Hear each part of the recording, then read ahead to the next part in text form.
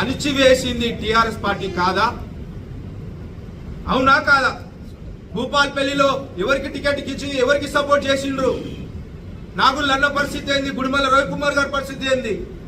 ఉద్యమకారులు అని మాట్లాడే ముందు దయచేసి ఆత్మవిమర్శన చేసుకొని గుండె మీద చేసుకొని ఈ రొచ్చగొట్టే మాటలు బంద్ చేయాల్సిందిగా కోరుకుని మరొకసారి మీరు 2023 ఎలక్షన్లో ఆ కోడి గెలిచినా మనదే, ఈ కోడి గెలిచినా అనేది బీజేపీను బీఆర్ఎస్ కలిసి పోటీ చేసిందా చేయలేదా? మీ కుమ్మకు రాజకీయాలు నేను ఓపెన్ గా ఎక్కడంటే అక్కడ నేను ఓపెన్ చేసి చూపెడతా. అలాగే మొన్న జరిగిన ఎంపీ ఎలక్షన్ లో మీరు నమ్మే దేవుని పైన ప్రమాణం చేయండి. మరి మేము నమ్మే దేవుని పైన మీరు ఎక్కడికాడికి వచ్చి ప్రమాణం చేస్తాం. బీఆర్ఎస్ పార్టీ బీజేపీకి చేసిందా చేయలేదా? ఆత్మవిమర్శన చేసుకోవాలి. మన ప్రెస్ సోదరులే సాక్షి.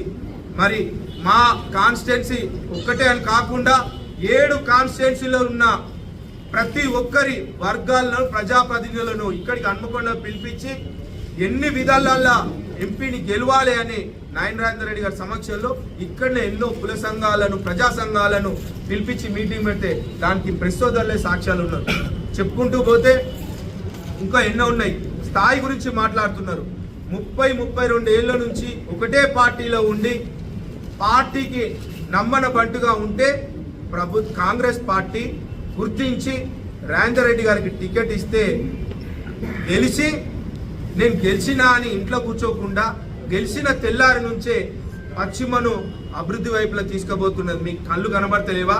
ఎస్ అన్నాడు. హరీష్ రావు గారికి అభివృద్ధి పైన కళ్ళు కనబడతలేవా అని. మీకు దమ్ము ధైర్యం ఉంటే ఇదే మీడియా సాక్ష్యంలా మీడియా ప్రతినిధులను పట్టుకొని మీరే డేట్ టు టైం తీసుకోండి. పశ్చిమ నియోజకవర్గంలో ప్రతి ఒక్క పబ్లిక్ ఏంది ట్రాఫిక్ జామ్ మాకు అంటుండ్రు. తీరా పోయి చూస్తే ఏం డెవలప్మెంట్ 26 డివిజన్లల్లా మోరీలు రోడ్లు అన్ని వర్కులు అవుతున్నాయని ప్రజలు హర్షిస్తున్నారు. పార్టీలకు అతీతంగా మాస్టర్ ప్లాన్ రాగానే నేను గతంలో టీఆర్ఎస్ పార్టీలో పార్టీ పెట్టినప్పటి నుంచి ఉన్న పార్టీ పెద్ద నాయకులు నాకు ఫోన్ చేసిన స్వయంగా, అరే ఏం ఉరుకుతుండే డెవలప్మెంట్ రాజేంద్ర రెడ్డి గారు, ఆయన ఢీకొనుడు కష్టం, చాలా నష్టపోయింది వరంగల్, చాలా నష్టపోయింది అని నాకు స్వయంగా చెప్పిండు. ఇదే టీఆర్ఎస్ పార్టీ ప్రజాప్రతినిధులు మాజీ ప్రతినిధులు హైదరాబాద్ నుంచి పాటు ఖమ్మం కరీంనగర్ నుంచి కూడా చాలా మంది వరంగల్కి వచ్చినప్పుడు పెళ్లిలోకి వచ్చి చూసి వాళ్ళే చెప్పడం జరుగుతుంది.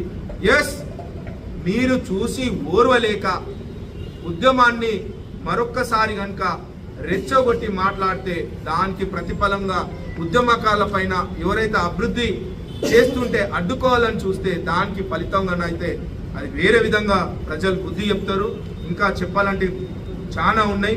ముందు మీకు తీస్తే పెద్దలు సీనియర్ కార్పొరేటర్లు ప్రజాప్రతినిధులు వాళ్ళందరూ కూడా మాట్లాడతారు.